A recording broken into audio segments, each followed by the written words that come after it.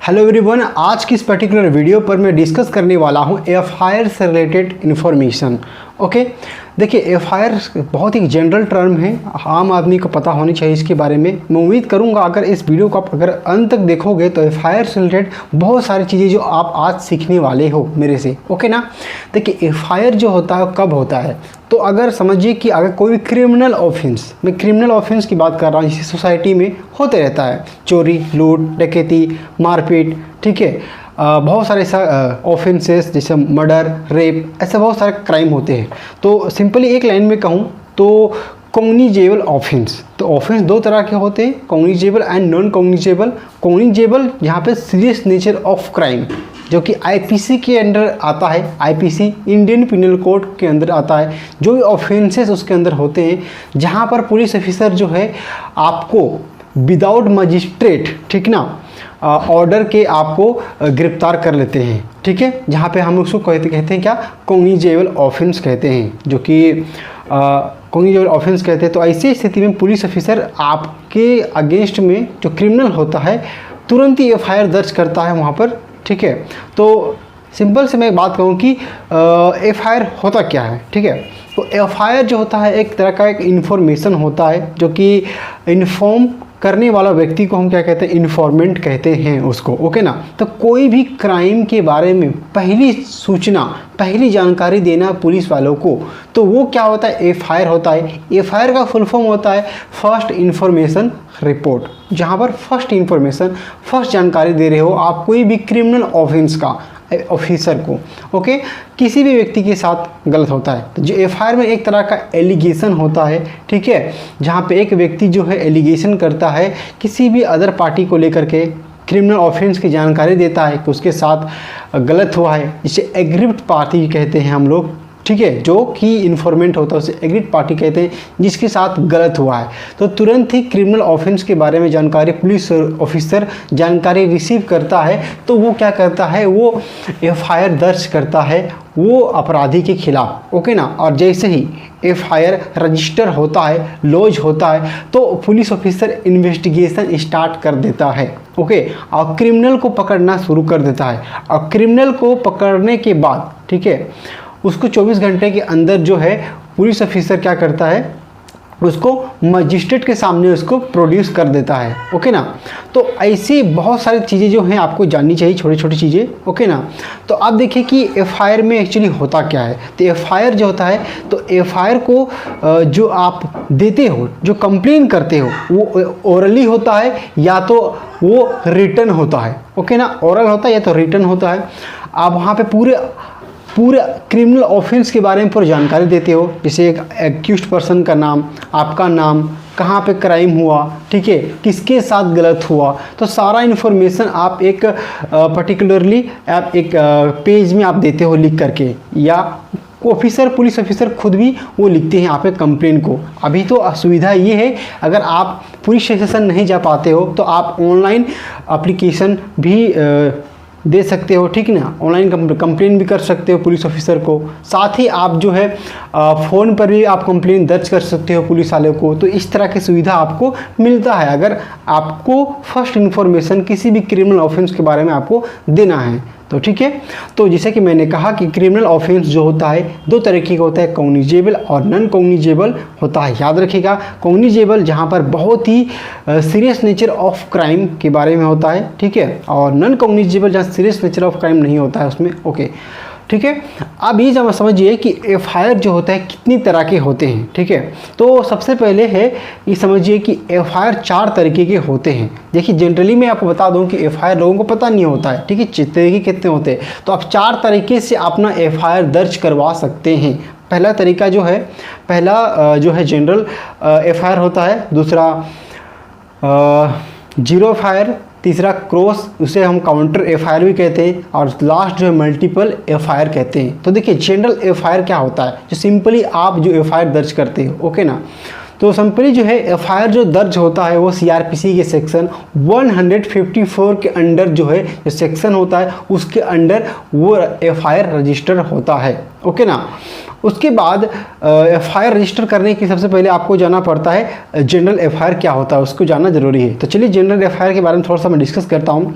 तो जो नियरेस्ट जहाँ पे क्राइम आपका हुआ है, ठीक है, तो जो नियरेस्ट पुलिस स्टेशन है उसके पास आप जाते हो। पुलिस स्टेशन में आप पुलिस को क्रिमिनल ऑफेंस के बारे में आप जानकारी देते हो कुछ, ओके ना, क्रिमिनल ऑफेंस के बारे में जानकारी देते हो। और जो व्यक्ति जानकारी देता है फर्स्ट इन्फॉर्मेशन कोई भी क्रिमिनल ऑफेंस के बारे में, उसे हम इन्फॉर्मेंट कहते हैं, जो कि मैंने आपको बता चुका हूँ। ओके, तो पुलिस ऑफिसर आपकी सारी बातें वहाँ पर लिखता है, तो मैं समझ जनरल, और वो एफआईआर रजिस्टर कर लेता है। तो कैसे करता है, क्या करता है, वो मैंने डिस्कस कर दिया। पर जनरल एफआईआर ये होता है जहाँ पर आप सामने नियरेस्ट पुलिस स्टेशन होता है, वहाँ पर जाते हो, आप पूरे इन्फॉर्मेशन पुलिस वाले को देते हो, रिटर्न, ओरल या फ़ोन के माध्यम से या ऑनलाइन आप अप्लाई करते हो ऑनलाइन, ठीक है। तो ये एफआईआर होता है जनरल एफआईआर। दूसरा होता है जीरो एफआईआर। तो देखिए जीरो एफआईआर, तो जीरो एफआईआर, देखिए जनरल एफआईआर में एक चीज़ मैं छोड़ दिया था, ऐड कर देता हूँ। एफआईआर जैसे ही रजिस्टर होता है, ठीक है, वहाँ पे आपको एफआईआर का नंबर भी दिया जाता है, ठीक है। एफआईआर रजिस्टर होने के बाद एफआईआर नंबर रजिस्टर होता है, जहाँ पर ईयर लिखा होता है और कितना ऑफेंस, कितना कौन कौन सा ऑफेंस किया है, आईपीसी के सेक्शन वहाँ पर डलता है, इस बात को भी वहाँ लिखा जाता है। जैसे पुलिस ऑफिसर आपका क्राइम के नेचर को सुनता है और उसी तरह से आप वो एफआईआर में सेक्शन को वहाँ पे मेंशन करता है, ये भी याद रखना, ओके ना। अब बात करता हूँ कि जीरो एफआईआर के बारे में, जो कि सेकेंड मैंने बताया था। जीरो एफआईआर एक ऐसा एफआईआर होता है जहाँ पर आप कहीं भी आप एफआईआर दर्ज करवा सकते हो, जहाँ पे जुरिस्डिक्शन जो होता है वो आपका लोकल जुरिस्डिक्शन नहीं होता है। जैसे कि आप रहने वाले हो झारखंड के, ठीक है, झारखंड रांची का आप रहने वाले हो, तो आपका जो आप हो दिल्ली में, तो आपको कोई भी क्रिमिनल ऑफेंस का जानकारी पुलिस ऑफिसर को जल्दी से देना है। और आप कहाँ पे हो, आप दिल्ली में हो, तो आप दिल्ली में तुरंत ही आप पुलिस ऑफिसर को जा करके आप एफआईआर दर्ज करवा सकते हो वहाँ पर तुरंत ही। आप वहाँ पे पुलिस, क्योंकि उसका एक्शन लेना बहुत जल्दी ज़रूरी है, तो आप सामने वाले, जैसे दिल्ली में है तो दिल्ली में सामने में जो भी आपको पुलिस स्टेशन दिखता है, तो वहाँ जा करके आप फर्स्ट इन्फॉर्मेशन देते हो क्रिमिनल ऑफेंस के बारे में, ओके। दिल्ली में हो, चाहे मुंबई में, कोलकाता में हो, चेन्नई में हो, कहीं भी आप, ओके। तो उस वहाँ पे क्या करते हो, इन्फॉर्मेशन वहाँ पे देते हो पुलिस ऑफिसर, और पुलिस ऑफिसर सेम प्रोसेस करता है आपके साथ एफआईआर को रजिस्टर करने के लिए। लेकिन वहाँ पर जो है पुलिस स्टेशन में जो है आपको एफआईआर नंबर वहाँ पर नहीं मिलता है, क्योंकि जीरो एफआईआर में आप क्या करते हो कि पुलिस ऑफिसर, आपके पास ये अधिकार है कि एफआईआर रजिस्टर करवाने के बाद आप पुलिस ऑफिसर से बोलो कि इसको जीरो एफआईआर कर दीजिए। तो वो क्या करता है कि वहाँ पर एफआईआर दर्ज होने के बाद वो, आप चाहते हो कि आपका रजिस्टर हो झारखंड रांची में हो, तो वो उस एफआईआर को भेज देगा, ठीक है, कहाँ पर, वो रांची के पुलिस स्टेशन जहाँ पर आप चाह रहे हो, ठीक है, वहाँ पर एफआईआर करने, तो वहाँ पर भेज देता है। तो जीरो एफआईआर दैट मीन्स आप जुरिस्डिक्शन जो होता है वो मैटर नहीं करता है। आप कोई भी अदर जुरिस्डिक्शन में भी हो तो आप एफआईआर दर्ज करवा सकते हो। उसके बाद उस एफआईआर को दर्ज करवाने के बाद आप जहाँ पे आप रहते हो, जहाँ पे आप चाहते हो, जैसे रांची में चाहते हो तो रांची में आपको भिजवा देगा उस एफआईआर को, और वहाँ आने के बाद जो है वो एफआईआर का नंबर आपको दिया जाता है, ठीक है, ये समझ गए। अब मैं आप बात करता हूँ कि जीरो एफआईआर के बारे में, ये तो मैं आपको बता दिया। अब बात करता हूँ कि क्रॉस एफआईआर क्या होता है, जिसे हम काउंटर एफआईआर भी कहते हैं। जनरली बहुत सारे लोग और वकील और बहुत सारे लोग इसका यूज करते हैं काउंटर एफआईआर का, जहाँ पे पहला पार्टी जो होता है, जो कंप्लेन किया है, जैसे कि हम और आप क्या करते हैं, कंप्लेन करते हैं किसी एक पर्टिकुलर व्यक्ति के नाम पर, ठीक है, तो वो क्या करता है, सेम काउंटर एफआईआर, मतलब सॉरी मेरे पे इसको मैं थोड़ा अलग तरीके से समझाता हूँ, ठीक है, जहाँ पर एक पार्टी जो है कंप्लेन दर्ज करता है, उसके बाद दूसरा पार्टी जो है सेम उसी पर एफआईआर करता है, तो दोनों पार्टी एक दूसरे पर क्या करते हैं, एफआईआर करते हैं। सिंपल सी बात है, मैं आप पर एफआईआर किया और आप हम पर एफआईआर किए, तो इस तरह के काउंटर एफआईआर इसे हम कहते हैं, ठीक है।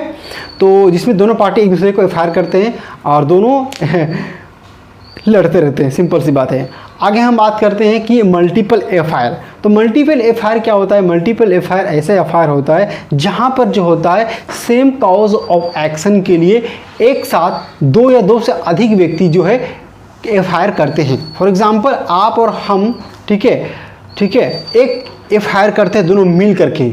आपके साथ फ्रॉड हुआ है, एक कंपनी है जो आपका 10,000 खा गया, मेरा भी 10,000 खा गया, और दोनों को, हम लोग को कंपनी से पैसा निकलवाना है। तो यहाँ पर जो है, तो अब कंपनी के साथ या हमारे साथ फ्रॉड कर दिया कंपनी, ठीक है, तो वहाँ पर क्या करेंगे, दोनों आप और हम मिल करके एक साथ एक जॉइंट एफआईआर करते हैं, ठीक है, और किसी एक पर्टिकुलर या कोई कंपनी या किसी व्यक्ति के साथ, व्यक्ति को हम एक साथ हम लोग क्या करेंगे, एफआईआर करेंगे। तो यहाँ पर जॉइंट हम लोग एक साथ एफआईआर करते हैं सेम कॉज ऑफ एक्शन के लिए। तो इसे हम क्या कहते हैं, मल्टीपल एफआईआर कहते हैं। जो कि मैं 4 तरह के एफआईआर के बारे में डिस्कस कर दिया। तो लोग इस 4 तरह का एफआईआर डील करते हैं।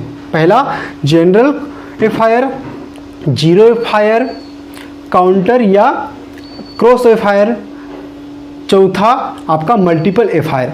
अब एक मेरे पास क्वेश्चन लोगों के मन में ये आता है कि एफआईआर एक्चुअली में कर कौन सकता है, ठीक है, तो एफआईआर कौन कर सकता है? तो इसका जवाब जो है, एफआईआर कोई भी व्यक्ति कर सकता है।